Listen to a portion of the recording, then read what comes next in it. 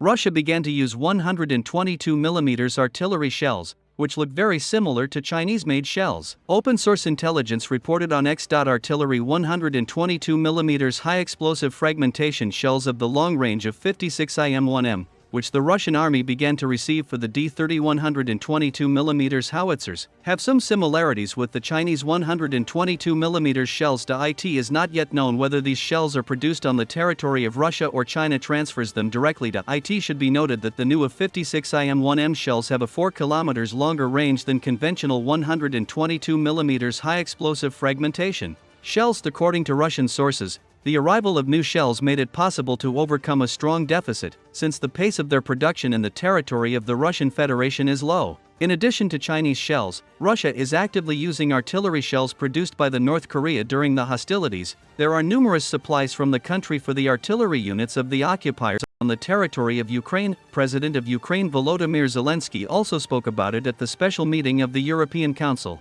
They are already hitting our cities, in addition to the Iranian Shahids destroying our civilian infrastructure. Intelligence confirms that Russia will receive 1 million artillery shells from Pyongyang, Zelensky said. The main advantage of ammunition produced by the North Korea is that they can be used for Soviet-style artillery systems. It should also be noted that, according to Western intelligence, the North Korea has supplied Russia with more than 1 million artillery shells of various calibers. The data by Frontelligence Inside OSINT experts shows that the lower bar for the number of shells delivered is 500,000 with input data in 2,000 shipped containers at the end of October 2023. The data deals with the 122mm and 152mm shells for barrel artillery with sets of mechanical fuses RGM-2 to them.